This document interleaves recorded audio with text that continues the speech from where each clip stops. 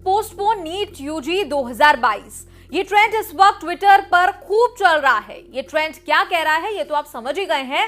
National eligibility cum entrance test को टाल दिया जाए, लेकिन ये एग्जाम है कब और इसे टालने की मांग आखिर क्यों हो रही है और इसके टालने से आखिर किसे फायदा होगा और किसे नुकसान, बताएंगे आपको स्टूडेंट्स का पक्ष, एनटीए का पक्ष और दिखाएंगे ट्विटर पर इसी मांग की बाढ़।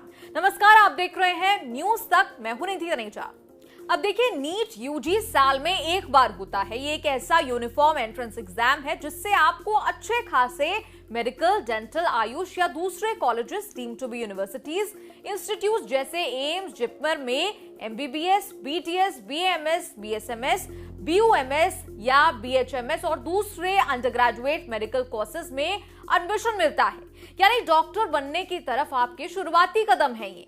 क्या आपको पता है कि इस नीट यूजी के एग्जाम में हर साल 12 से 15 लाख बच्चे बैठते हैं, लेकिन सिर्फ 6 से 8 लाख स्टूडेंट्स ही इसे क्लियर कर पाते हैं। मतलब करीब करीब आधे। बाकियों के सपने बिखर जाते हैं, टूट जाते हैं। इस साल भी कई छात्रों का सपना है कि नीट का ये एग्जाम देना, जो कि 17 जुलाई को होना है। अब आप सोचेंगे कि 17 जुलाई आने में तो अभी काफी वक्त है, तो अभी से क्या वो अड़चन है जो स्टूडेंट्स को आ रही है। दरअसल ट्विटर पर कई स्टूडेंट्स पोस्टपोन नीट यूजी 2022 लिखकर ये कह रहे हैं कि बोर्ड परीक्षाओं के बाद उन्हें मेडिकल प्रवेश परीक्षा की तैयारी के लिए बहुत कम समय मिल रहा है। आपको बता दें कि सीबीएसई 12वीं के टर्म 2 के साइंस स्ट्रीम के एग्जाम 7 जून को गणित के पेपर के साथ खत्म होंगे, जबकि कंप्यूटर साइंस स्ट्रीम के एग्जाम 13 जून को खत्म होंगे। वहीं नीट यूजी परीक्षा उसके ठीक एक महीने बाद 17 जुलाई को होनी है। ऐसे में स्टूडेंट्स का कहना है कि बोर्ड एग्जाम खत्म होने के बाद नीट परीक्षा के लिए 1 महीने से भी कम का समय बचेगा। इसीलिए नीट यूजी की तारीख आगे बढ़ाकर पिछले साल की तरह सितंबर में इसे कराया जाए। स्टूडेंट्स ने कहा कि इंजीनियरिंग एंट्रेंस, जेईई मेन परीक्षा के लिए छात्रों को एक से ज्यादा मौका मिल रहा है, वहीं नीट परीक्षा केवल एक ही बार आयोजित हो रही है। तो ऐसे में तारीखों का ध्यान रखना बेहद जरूरी है, नहीं तो उनके सपने धराशायी हो जाएंगे। स्टूडेंट्स का कहना है कि राज्य में मॉप अप राउंड 3-4 दिन पहले ही कंप्लीट हुआ है। ऐसे में ड्रॉपर्स के पास प्रिपेयर करने के लिए कम टाइम होगा। काउंसलिंग में भी डिले हुआ, अब 3 महीने का समय प्रिपेयर करने के लिए कम लगता है। दूसरा पॉइंट जो स्टूडेंट्स ने रखा वो ये कि एमबीबीएस का नया एकेडमिक सेशन रिसेंटली ही शुरू हुआ है, तो कोई नया सेशन अब वैसे भी फरवरी-मार्च 2023 में ही शुरू हो पाएगा। तो ऐसे में स्टूडेंट्स को घर बैठकर काउंसलिंग का 6-7 महीने इंतजार कराने से अच्छा है कि आप उन्हें एग्जाम के लिए प्रेपरेशन का पूरा टाइम दें। कोविड के बाद नीट 2020 13 सितंबर को हुआ था, 2021 में एग्जाम 12 सितंबर को हुआ। 2021 की काउंसलिंग में 6 महीने से ज्यादा का वक्त लगा, तो फिर 2022 का एग्जाम 17 जुलाई को कैसे हो सकता है, ये तमाम स्टूडेंट्स पूछ रहे हैं। तीसरा तर्क जो स्टूडेंट्स ने दिया, उन्होंने कहा कि कई ऐसे स्टूडेंट्स हैं जो नीट और जेईई मेन दोनों देना चाहते हैं।